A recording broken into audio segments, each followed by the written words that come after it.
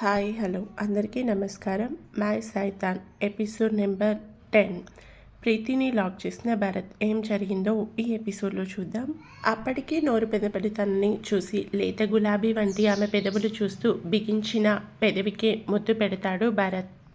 అతని ముద్దుకు షాక్ కాస్త టెన్షన్గా మారితే ప్రీతి గుండె వేగం అమాంతం రైజ్ అవుతుంది. ప్రీతి గుండె చప్పుడు తనకే కాదు, ముద్దు పెడుతున్న భరత్కి తెలుస్తున్న ముద్దు మాత్రం ఆపడు. అలానే పెడుతూ ఉంటే మెల్లిగా అతని ముద్దుకి వశం తప్పుతూ చేతిలో ఉన్న మెడిసిన్ బాక్స్ కింద విడిచి అతని మెడ మీదకి చేతులు వేస్తుంది ప్రీతి. ప్రీతి నుండి వచ్చిన అంగీకారం చూసి భరత్ చేతులు ప్రీతి నడుంపై పడితే మరో చేతు తన కుదుళ్ళని చేరి తన మీదకి లాక్కునేలా చేసింది. ఇద్దరి మధ్య ఇంచు గ్యాప్ లేకుండా అవుతుంది. మెడిసిన్ కోసం వెళ్ళిన ప్రీతి ఇంకా రావడం లేదు అని స్మిత ప్రీతి అంటూ పిలిచింది. కాదు, అరిచింది. స్మిత అరుపుకి హేమంత్ ఎందుకు అరుస్తున్నావేంటిప్పుడు అనగానే ప్రీతి వెళ్ళి చాలాసేపు అవుతుంది, తనకి మెడిసిన్ బాక్స్ దొరకలేదేమో, నువ్వు ఒకసారి వెళ్ళి చూడు అంటూ టీవీలో వస్తున్న సంతూర్ యాడ్ చూస్తూ చెప్తుంది స్మిత. అరే కాస్త లేట్ అయితే ఏమవుతుంది, మెడిసిన్ వేసుకోవడానికి తీసుకువస్తుందిలే, తనకి ఆఫీస్కి వెళ్ళే టైం అవుతూ ఉండడంతో నేను వెళ్తున్నా అంటూ పైకి లేస్తాడు హేమంత్. హే తనకి దొరకడం లేదేమో, ఒకసారి వెళ్ళి చూడు అంటూ హేమంత్ని అడిగింది. పాపకి తెలియదు కదా అన్న ప్రీతితో బిజీగా ఉన్నాడు అని. చూసిన హేమంత్ మ్యాటర్ ఇది అని చెప్పలేడు. చా అంటూ వస్తుంది, నాకు ఆఫీస్కి టైం అవుతుంది, వెళ్తున్నా అంటూ హేమంత్ బయటకి వెళ్తుంటే స్టాప్ అన్న అరుపులాంటి పిలుపు భరత్ నుండి. ప్రీతి గబగబా మెడిసిన్ బాక్స్ తీసుకుని కిందకి వస్తూ ఉంటే భరత్ కూడా వచ్చాడు తన వెనకే. హేమంత్కి ఆఫీస్లో వర్క్ గురించి చెప్పి తను మరో చోట మీటింగ్కి వెళ్తున్నా అన్నాడు. ప్రీతి కూడా స్మిత వెళ్ళొస్తా అని చెప్పడంతో ఇప్పటికే తను వచ్చి చాలాసేపు అయిందని స్మిత ఓకే మిస్ యూ అని కష్టంగా లేచి హాక్ చేసుకుంది ప్రీతిని. చేతిలో ఫైల్ తీసుకుని స్మిత నుదురు మీద కిస్ చేసి టేక్ కేర్ అని చెప్పి తన పాటికి తాను వెళ్తూ ఉంటే హేమంత్ ఆశ్చర్యంగా చూస్తున్నాడు. ప్రీతిని భరత్ డ్రాప్ చేస్తాడు అనుకున్నాడు, కానీ తను ఎవరు కూడా తెలియనట్టు వెళ్తున్న అతన్ని అలానే చూస్తూ ఉంటే డ్రాప్ హర్ అని మెసేజ్ సౌండ్కి చూసి ఓకే అని రిప్లై ఇచ్చాడు హేమంత్. ప్రీతి భుజానికి బ్యాగ్ తగిలించుకుని బాయ్ స్మిత అని చెప్తూ ఉంటే పద నిన్ను నేను డ్రాప్ చేస్తాను అంటాడు హేమంత్. వద్దు అంటూ కాస్త ఇబ్బందిగా అంటుంది ప్రీతి. పర్లేదురా, you feel I am your brother అంటూ ప్రీతికి చెప్పి రా అంటూ ఉంటే స్మిత వెళ్ళు అంటుంది. అన్నిసార్లు చెప్తున్నా రాను అంటే బాగోదు అని హేమంత్తో కలిసి వెళ్తుంది ప్రీతి. ఇంటి అడ్రస్ చెప్పి 4 అవతలే దిగి థ్యాంక్స్ అంటూ ఉంటే అన్నయ్య అను అంటాడు. కాస్త మొహమాటంగానే అన్నయ్య అంటూ బాయ్ చెప్పి ఇంటికి వెళ్తుంది. ప్రీతి ఇంట్లో అడుగు పెట్టగానే హాల్లో కూర్చుని భగవద్గీత చదువుతూ ఉన్న కాంతంబమ్మ ఏంటమ్మా ఇంత త్వరగా వచ్చావు, ఒంట్లో ఏమైనా ఇబ్బందా అని పుస్తకాన్ని మూస్తూ అడుగుతూ ఉంటే లేదు అని కాలేజ్ టూర్ గురించి చెప్పి నాన్నని అడిగి డబ్బు ఇప్పించవా నాన్నమ్మ అంది ప్రీతి. సరే నేను తీసుకొని నీకు ఇస్తాను, కానీ వాడిని నువ్వే అడగడానికి ఏంటి అంటారు ఆవిడ. తండ్రంటే ప్రీతికి భయం అని తెలిసినా కూడా అడిగి నీ డబ్బు ఇది నువ్వు తీసుకోవాలన్న ఉద్దేశంతో అంటుంది. అమ్మో నేను అడిగితే నాన్న తిడతారు, నువ్వే అడుగు అంటూ నాన్నమ్మ భుజం మీద తలం పెట్టుకుని చెప్తూ ఉంటే ఇప్పుడంటే నేనున్నాను కాబట్టి అడుగుతున్నా, నేను లేకుంటే అన్నారు. అంతే. ఆమె మాటలకు ప్రీతి కళ్ళలో నీళ్లు తిరిగి నాన్నమ్మ ఎప్పుడూ కూడా అలా మాట్లాడకు, నువ్వు లేకుంటే నేను ఉండలేను ఇక్కడ అంది. కాంతం మాటకి వంటగదిలో ఉన్న సువర్ణ బయటకు వచ్చి అత్తయ్య ఏంటా మాటలు అంటూ కాస్త సీరియస్గానే అంటుంది. ప్రీతి మీద ఇష్టం లేకున్నా కోపం మాత్రం లేదు సువర్ణకి. ఎంతైనా భర్త మొదటి భార్య కూతురు కదా. ఇంకా అలానే ఏడుస్తున్న ప్రీతిని చూసి సరేలే ఇంకోసారి అలా మాట్లాడను, కానీ నువ్వు వెళ్ళు నీ రూమ్కి, బ్యాగ్ సర్దుకు అని చెప్పి ఆవిడ ఆలోచనల్లోకి వెళ్ళారు. సాయంత్రం సుందరం ఇంటికి వచ్చి కాఫీ తాగుతూ సోఫాలో కూర్చున్నాడు. ప్రీతి విజు పక్కనే ఉన్న ప్లేగ్రౌండ్కి షటిల్ ఆడుకోవడానికి వెళ్ళారు. కాంతం గారు వచ్చి ప్రీతి టూర్ గురించి చెప్పి డబ్బులు అడిగింది సుందరంని.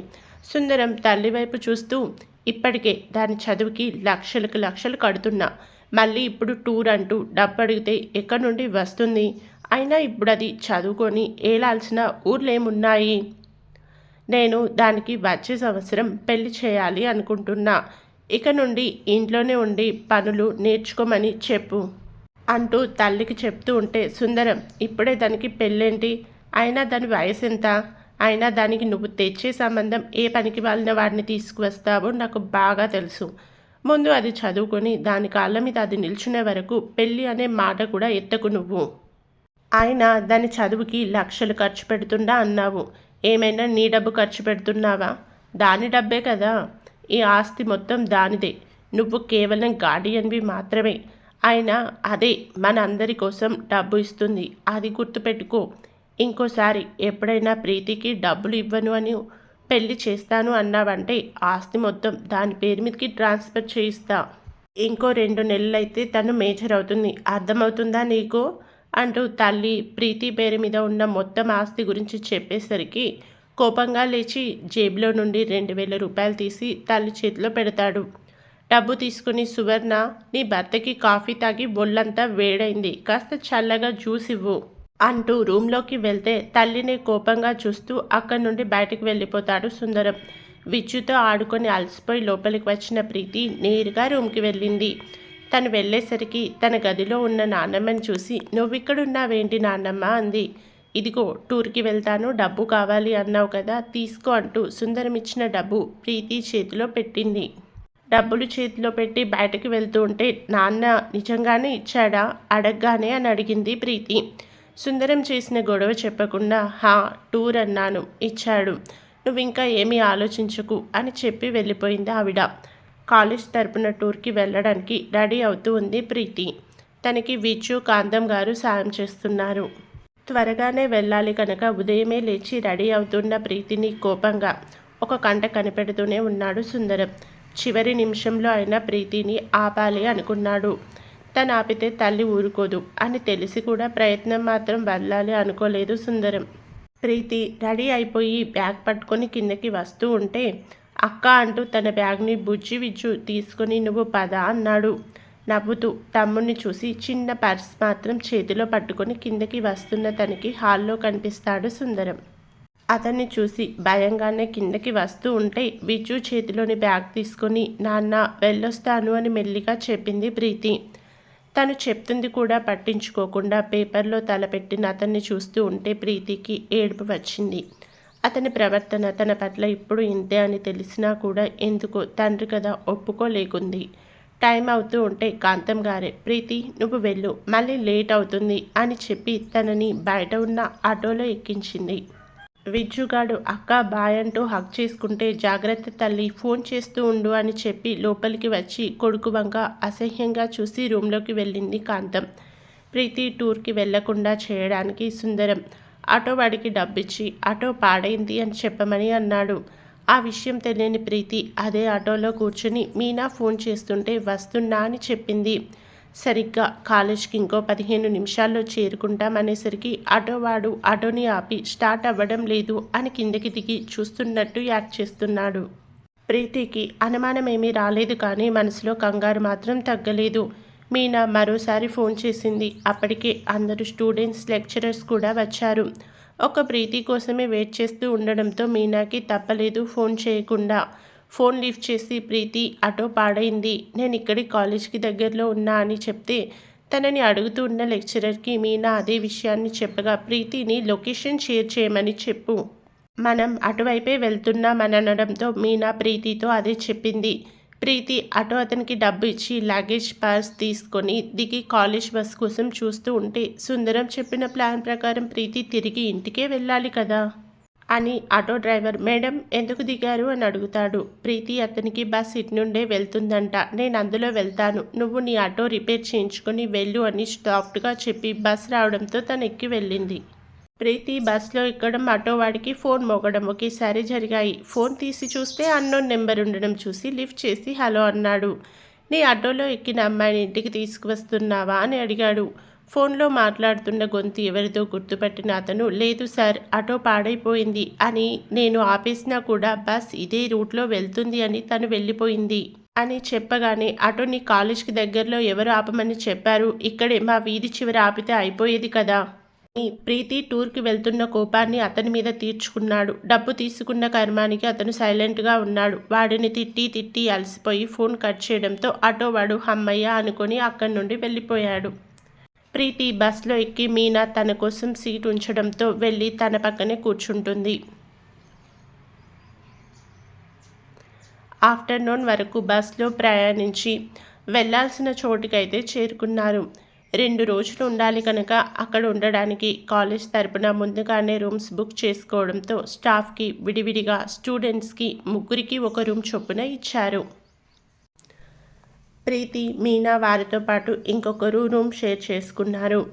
వారితో సీత లెక్చరర్స్ బ్యాచ్లో ఉండడంతో తనకి సపరేట్గా భరత్ ఇన్స్ట్రక్షన్స్తో స్పెషల్ రూమ్ ఇచ్చారు. అందరూ ఉదయమే రావడంతో రూమ్స్లోకి వెళ్ళి ఫ్రెష్ అయ్యి లంచ్కి రమ్మని చెప్పారు. ఆఫ్టర్ 20 మినిట్స్ అందరూ వచ్చి లంచ్ చేశారు. వాళ్ళు చూడాల్సిన ప్రాజెక్టు గురించి ఇంకో 1 అవర్లో వెళ్ళాలి అని చెప్పడంతో ఓకే అని ఆఫ్టర్ 1 అవర్ స్టూడెంట్స్ అందరూ ఒక 2 లెక్చరర్స్తో వెళ్ళారు. మిగిలిన లెక్చరర్స్ అక్కడే రూమ్స్లో ఉన్నారు. అందులో సీత ఇంకొకరు కూడా ఉన్నారు. మరో లెక్చరర్ నిద్ర వస్తుంది అని రూమ్లో పడుకుంటే సీతకి రూమ్లో బోర్గా అనిపించి బయటకు వస్తుంది. ప్రాజెక్టు కోసం ల్యాండ్ అంతా క్లీన్ చేసి ఉంచడంతో అంతా దుమ్ముగా ఉన్న పక్కనే కొందరు మిగిలిన ల్యాండ్లో పొలం వేసి ఉంచడంతో అది ఇప్పుడే పెరిగి భూమికి పచ్చని రంగు వేసినట్టు అల్లుకోవడం చూసిన సీతకి ఆ వ్యూ చాలా నచ్చింది. తనకి నచ్చిన ప్లేస్ని ఫోటోలో తీసుకొని కెమెరాలో బంధించి అక్కడే ఉండి వాటిని చూస్తుంది. ఎప్పుడు ఇల్లు దాటి అన్నయ్యతో కాకుండా బయటికి రాని తను ఇప్పుడు కాలేజ్ తరపున అన్నయ్య పర్మిషన్తో బయటికి రావడం తనకి చాలా నచ్చింది. పచ్చని పొలాలు చూస్తూ తనకి అక్కడి నుండి కదలాలి అంటే మనసొప్పక గట్టు మీద కూర్చుని వాటినే చూస్తూ ఉంది. ఒంటరిగా ఉన్న సీతని దూరం నుండి కాదు హైదరాబాద్ నుండి చూస్తున్నాడు. అతన్ని సీత చూడలేదు, కానీ తను మాత్రం ఆమె నీడల వెనకే వచ్చాడు. పక్కన ఉన్న వారిని కనీసం పట్టించుకోకుండా చుట్టూ పరుచుకున్న పచ్చదనాన్ని చూస్తున్న మనసుకి హాయిని పెనవేసుకుని ప్రకృతి రమణీయతను ఆస్వాదిస్తూ ఉన్న సీత వెనుక వచ్చి నిలబడింది ఒక ఆకారం. ఆ ఆకారపు నీడని చూసి వచ్చింది మనిషి అని అర్థమైన సీత వెనక్కి తిరిగి చూసేసరికి చేతిలో గులాబీతో ఐ లవ్ యూ అంటూ ప్రేమ వాక్యాలు చెప్పాడు. తను ఎవరు అన్నది కూడా తెలియకుండా ఉన్న అతని రూపాన్ని చూసి సీత పక్కకి జరిగి ముందుకి వెళ్తుంటే ఆమె దారికి అడ్డు వచ్చి మరోసారి పలికాడు ఐ లవ్ యూ అని. కథ వినేసి వెళ్ళిపోకుండా మీ అభిప్రాయాన్ని తప్పకుండా తెలియజేయండి ఫ్రెండ్స్. అలాగే ఛానల్ని సబ్స్క్రైబ్ చేసుకోండి.